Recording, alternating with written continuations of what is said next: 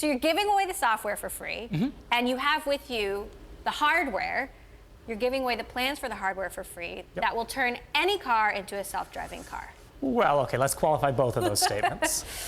It supports right now select Hondas and Acuras, and self-driving car, so you still have to pay attention at all times. But there's certain scenarios that you can take your hands off the wheel and not touch either pedal, and the car will drive by itself. Okay, so regulators weren't too happy about your original plan. How do they feel about this one? Well, I don't know. I haven't heard from them. The real thing, the regulators' response, I thought was very reasonable.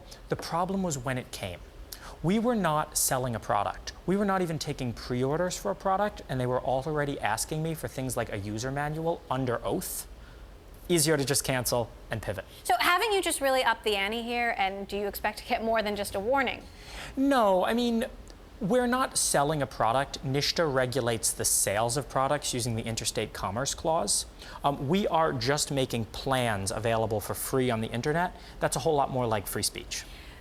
Isn't it a little like opening Pandora's box, though, telling everyone, hey, here's how you can make a self-driving car? You're basically allowing them to do something that's illegal. Well, okay, so first off, it's not illegal.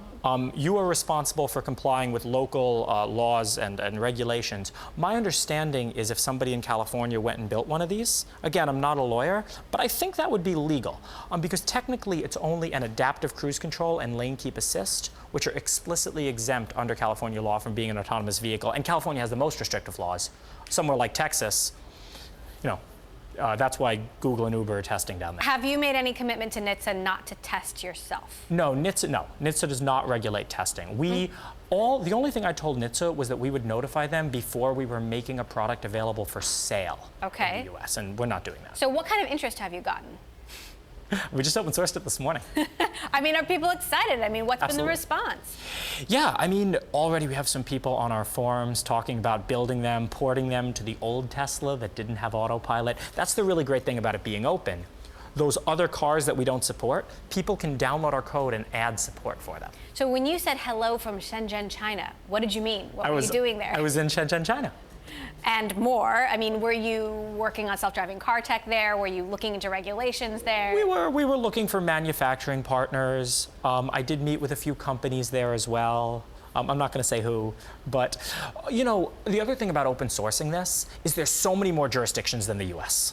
You know, the US government may not like what I am doing, but some other government may, and hey, we'd love to work with you. Is China more open to it? I don't know. To be honest, I do not believe that it would be easier to navigate the regulatory environment in China, where I don't speak Chinese, versus the US, where I speak English.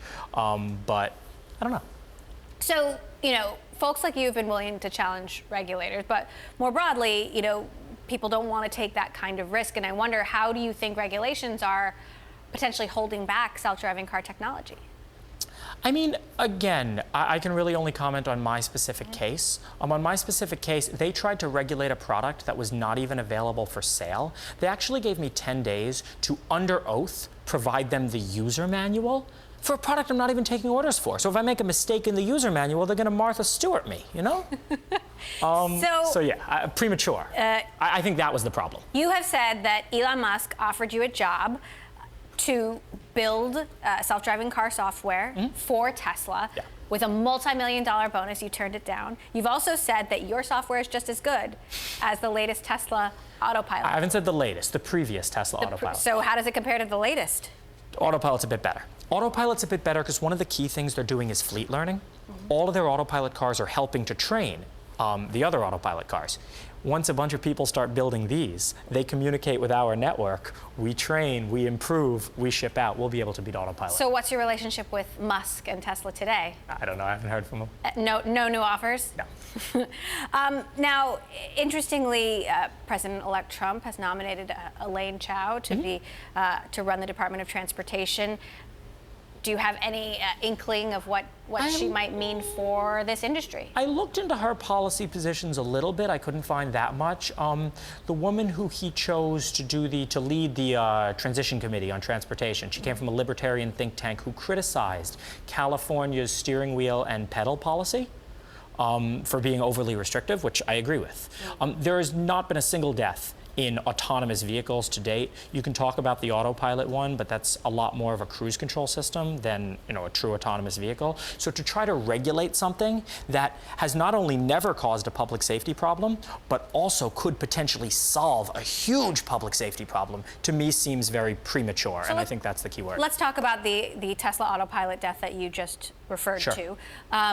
There's a debate about semi-autonomous versus fully autonomous. What's safer? What do you think is safer? What do you think most cars of the future will be? Fully or semi-autonomous? Well, there's a long path to get to fully autonomous, and I do not believe that there is a path to fully autonomous cars without first going through semi-autonomous. I think Tesla's plan for attacking the whole problem is brilliant and going to succeed. If Tesla is the iOS, we want to be the Android. You know what? We'll be the ones getting the 80%. We'll be a little bit worse for a bit, but I mean, that's kind of the plan.